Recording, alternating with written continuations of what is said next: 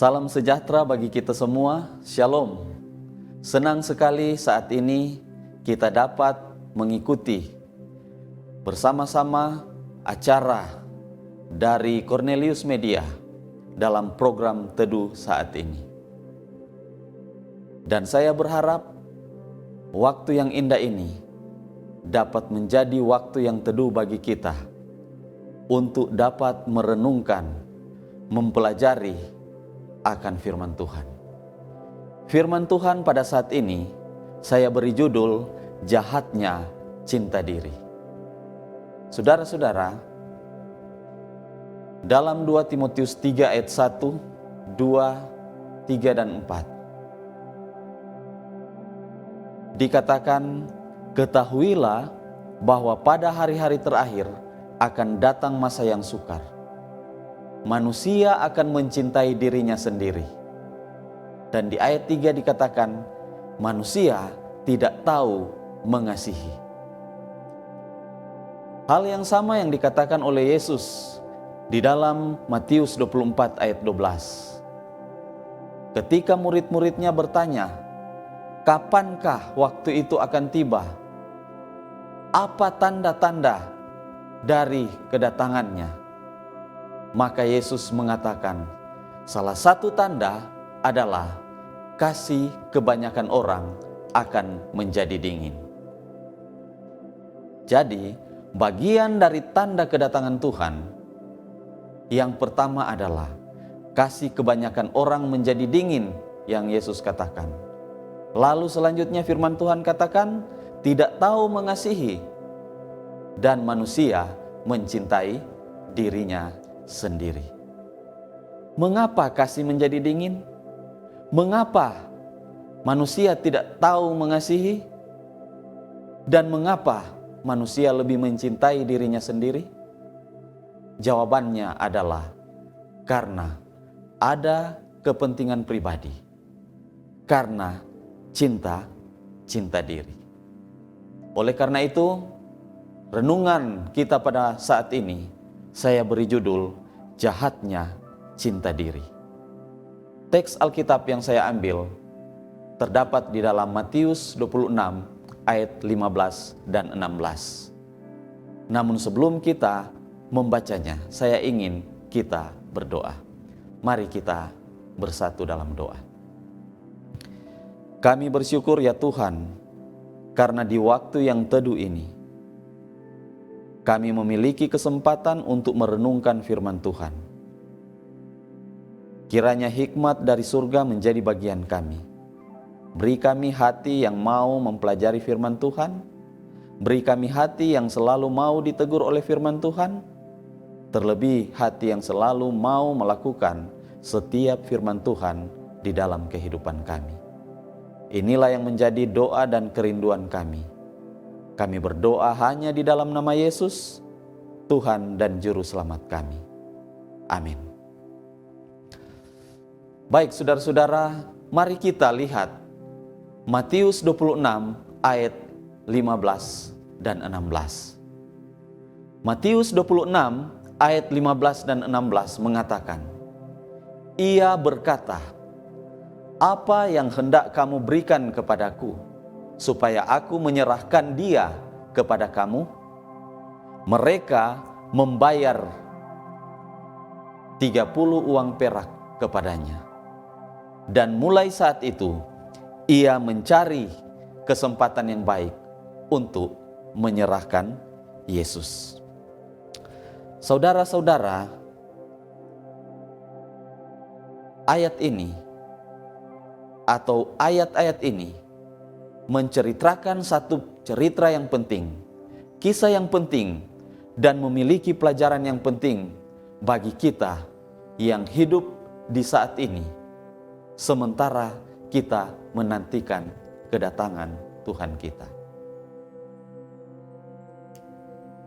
Latar belakang dari ayat ini adalah satu kisah atau cerita ketika Yesus selesai menyampaikan pengajarannya kepada murid-muridnya tentang bagaimana tanda-tanda kedatangannya. Di akhir dari penyampaiannya, dia menyampaikan bahwa Anak Manusia akan diserahkan untuk disalibkan. Mari kita lihat, saudara-saudara, konteks dekat dari ayat-ayat ini. Kita akan undur ke belakang dalam Matius 26 ayat 6 sampai yang ke-9. Dalam Matius 26 ayat 6 sampai yang ke-9 dikatakan, ketika Yesus berada di Betania, di rumah Simon si kusta, datanglah seorang perempuan kepadanya, membawa buli-buli pualam berisi minyak wangi yang mahal. Minyak itu dicurahkannya ke atas kepala Yesus yang sedang duduk makan. Ayat 8 dia katakan, melihat itu murid-murid gusar dan berkata, untuk apa pemborosan ini? Sebab minyak itu dapat dijual dengan mahal dan uangnya dapat diberikan kepada orang-orang miskin. Kisah yang menceritakan bagaimana Yesus ketika berada di Betania, dia diurapi dengan minyak yang mahal oleh seorang perempuan. Dan kita mengenal perempuan ini sebagai Maria Magdalena. Namun dalam Matius 26 ayat 8 dikatakan, murid-murid gusar. Saudara-saudara, kata gusar dalam ayat ini memiliki arti marah, tidak senang, kesal.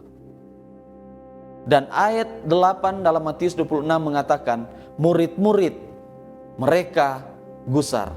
Artinya mereka marah, mereka tidak senang, mereka kesal. Tetapi saudara-saudara, dalam buku Markus 14 ayat 4, lebih menekankan di sana tentang ada seorang. Jadi dalam buku Markus tidak menyebutkan murid-murid, tetapi Markus menulis ada seorang. Siapa orang itu? Kita dapat jawabannya di dalam buku Yohanes. Dalam Yohanes 12 ayat 4, di sana lebih jelas disampaikan bahwa orang itu adalah Yudas Iskariot. Mengapa Yudas Iskariot marah? Mengapa Yudas Iskariot tidak senang? Mengapa Yudas Iskariot kesal? Dalam buku Matius dan Markus mengatakan, karena bagi murid-murid, bagi Yudas Iskariot itu adalah pemborosan. Lebih baik katanya dijual minyak yang mahal ini dan dibagikan kepada orang miskin. Tetapi saudara-saudara, di dalam buku Yohanes, Yohanes mengatakan, Yudas mengatakan ini bukan karena dia memperhatikan orang miskin. Lalu kenapa? Yohanes katakan, karena Yudas adalah seorang pencuri. Dan dia sering mengambil uang yang disimpannya. Jadi Yudas marah, Yudas tidak senang, Yudas kesal. Kenapa? Karena uang yang akan diambilnya kalau saja minyak wangi yang mahal itu dijual, nantinya hanya digunakan untuk Yesus, untuk mengurapi Yesus. Yudas marah karena cinta dirinya. Yudas kesal, Yudas tidak senang karena cinta diri.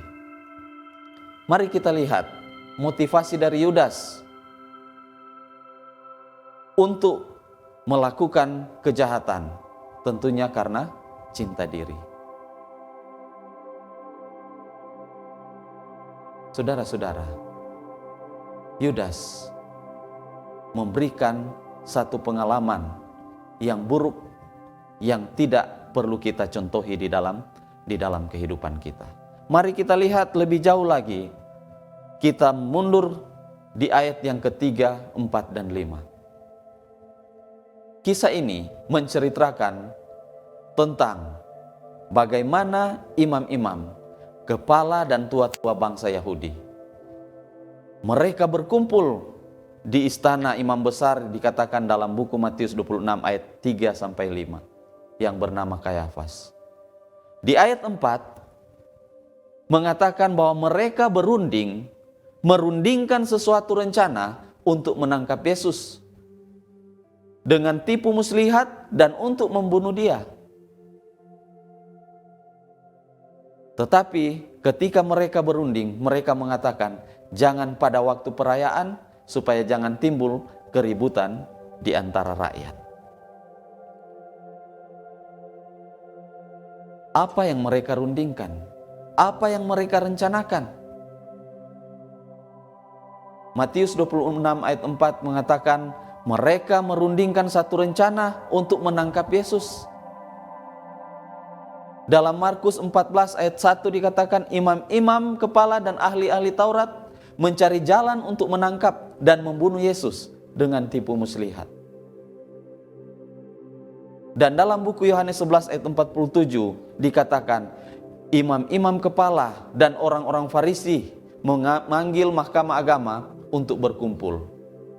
Dan di ayat 53 dikatakan, mulai dari hari itu mereka sepakat untuk membunuh Yesus. Jadi imam-imam kepala, ahli-ahli Taurat, orang Farisi, mereka berunding, mereka berkumpul merencanakan sesuatu untuk Yesus. Dan yang mereka rundingkan, yang mereka rencanakan adalah untuk menangkap Yesus. Dan lebih parah lagi, dikatakan di ayat 53 dalam Yohanes 11, pada saat itu, mulai hari itu, mereka telah memiliki sepakat untuk membunuh Yesus. Mengapa imam-imam, ahli-ahli Taurat, orang-orang Farisi, mereka berkumpul, mereka berunding, mereka berencana, bahkan sepakat untuk membunuh Yesus? Kita dapat lihat dalam buku Yohanes 47 dan 48. Yohanes 11 ayat 47 dan 48 dikatakan, lalu imam-imam kepala dan orang-orang Farisi memanggil mahkamah agama untuk berkumpul, dan mereka berkata, apakah yang harus kita buat? Sebab orang itu membuat banyak mujizat. Di ayat 48 dikatakan, apabila kita biarkan dia, maka semua orang akan percaya kepadanya. Dan orang-orang Roma akan datang dan akan merampas tempat suci kita serta bangsa kita. Jadi, baik imam-imam, ahli-ahli Taurat, orang Farisi yang berkumpul, yang berunding, berencana bahkan sepakat untuk membunuh Yesus. Mereka merencanakan semuanya ini karena mereka takut kehilangan pengikut mereka. Mereka takut akan kehilangan kepopuleran mereka karena Yesus. Mereka takut kehilangan tempat yang bagi mereka untuk mendapatkan keuntungan pribadi. Motivasi kesepakatan untuk membunuh Yesus yang dilakukan, yang dimiliki oleh imam-imam, ahli-ahli Taurat dan orang-orang Farisi adalah karena cinta diri. Mereka mau melakukan kejahatan ini karena cinta diri. Pemirsa yang ada di rumah, saya ingin kita kembali ke teks Alkitab kita pada saat ini. Dalam Matius 15 ayatnya yang ke-16. Matius 26 ayat 15 dan 16 mengatakan, ia berkata, apa yang hendak kamu berikan kepadaku, supaya aku menyerahkan dia kepada kamu. Mereka membayar 30 uang perak kepadanya. Dan mulai saat itu, ia mencari kesempatan yang baik untuk menyerahkan Yesus.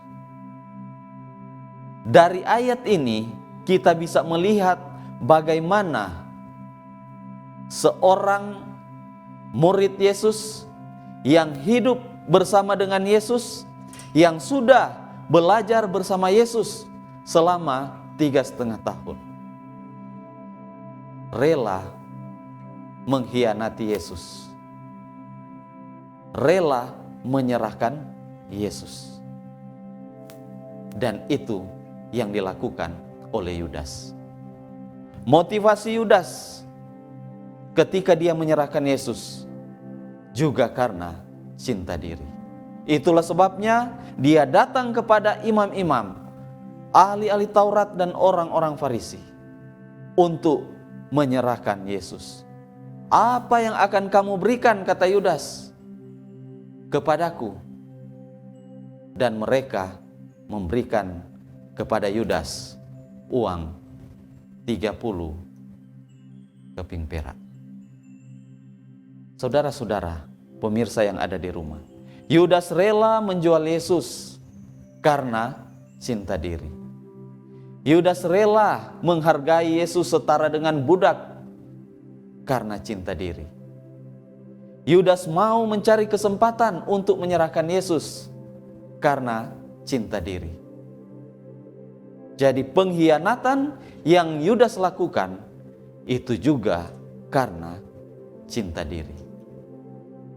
Jahatnya cinta diri membawa Yudas, bahkan ahli-ahli Taurat, orang-orang Farisi, dan juga imam-imam melakukan satu rencana jahat, melakukan satu kejahatan yang sangat besar.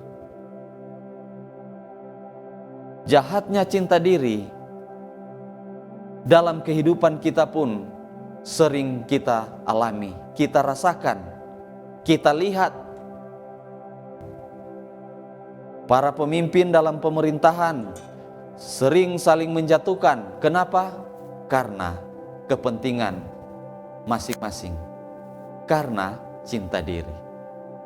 Para tokoh politik dalam satu negara, bahkan di negara kita pun sering melakukan hal yang sama, saling menjatuhkan karena cinta diri. Para pemimpin agama saling menjatuhkan. Kenapa? Karena cinta diri. Ingin mendapatkan apa yang mereka inginkan di dalam kehidupan mereka. Perceraian di dalam rumah tangga itu juga banyak terjadi karena cinta diri. Dan lebih parah lagi, banyak umat-umat Tuhan yang sering meninggalkan kebenaran karena cinta diri. Jahatnya cinta diri sangat-sangat berdampak negatif dan berdampak sangat buruk di dalam kehidupan. Dan inilah yang bisa kita pelajari di dalam buku Matius 26. Kisah tentang seorang yang bernama Yudas. Kisah tentang imam-imam, orang Farisi, dan ahli-ahli Taurat. Apa yang bisa kita lihat?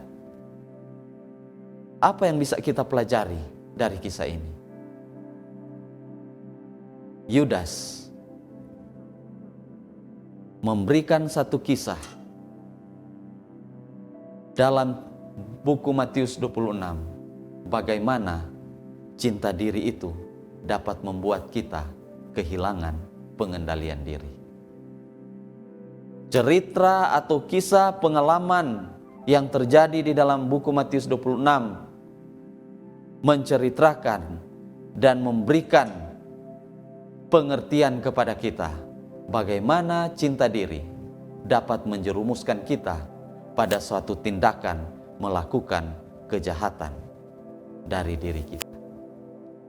Cinta diri juga dapat menjerumuskan kita untuk meninggalkan Tuhan secara pribadi. Jadi pertanyaan bagi kita saat ini, bagaimana supaya kita dapat meninggalkan jahatnya cinta diri itu? Bagaimana supaya kita tidak melakukan hal yang sama yang dilakukan oleh Yudas, hal yang sama yang dilakukan oleh imam-imam, orang Farisi dan ahli Taurat? Karena cinta diri. Jawaban satu-satunya yang merupakan kesimpulan dalam renungan kita saat ini adalah Yesus. Satu-satunya jawaban supaya kita dapat meninggalkan jahatnya cinta diri hanyalah Yesus. Dan salah satu pelajaran yang Yesus sampaikan di dalam Matius 22 ayat 37 dan 39. Dia katakan, kasihilah Tuhan Allahmu dengan segenap hatimu dan dengan segenap jiwamu dan dengan segenap akal budimu. Dan kasihilah sesamamu manusia seperti dirimu sendiri. Inilah yang Yesus ajarkan dan inilah karakter Kristus yang tercatat dalam hukumnya. Bagaimana mengasihi Allah dan mengasihi sesama manusia. Ketika kita menghidupkan kehidupan mengasihi Tuhan dan mengasihi sesama manusia, maka kita dapat meninggalkan jahatnya cinta diri. Biarlah dalam kehidupan kita, kita tetap mengasihi Tuhan dan kita mengasihi sesama kita, dan kita dapat menghidupkan kehidupan kasih dan meninggalkan kehidupan cinta diri yang dapat mengakibatkan kejahatan di dalam kehidupan kita. Tuhan kiranya memberkati kita semua. Mari kita berdoa. Kami bersyukur ya Tuhan, karena pada saat ini, saat yang teduh bagi kami ketika kami mendengarkan firman Tuhan, ketika kami membaca dan merenungkan firman Tuhan. Biarlah ya Tuhan, firman ini melalui Roh Kudus dapat mengajar kami, dapat memberikan pengertian bagi kami bagaimana jahatnya cinta diri itu, dan kami harus meninggalkan kehidupan cinta diri di dalam hidup kami. Tolonglah kami ya Tuhan, kami mau menghidupkan kasih Kristus, kami mau memiliki tabiat Kristus seperti yang tercatat dalam 10 hukum, dan kami mau mengasihi Tuhan, mengasihi sesama kami. Melalui kuasa Roh Kudus, kiranya mampukan kami dengan keterbatasan kami untuk dapat melakukan semuanya itu, untuk dapat mengasihi Tuhan dan mengasihi sesama kami. Inilah yang menjadi doa kami ya Tuhan. Berkatilah kami semua yang ada saat ini, pemirsa yang ada di rumah, bahkan berkatilah semua yang bekerja sama dalam program teduh ini. Khususnya ya Tuhan, Cornelius Media. Biarlah selalu menjadi berkat dan biarlah Tuhan terus memberkati kami semua. Inilah yang menjadi doa kami, di dalam nama Yesus kami berdoa. Amin. Tuhan selalu menolongku, selalu menjagaku, sehelai rambutku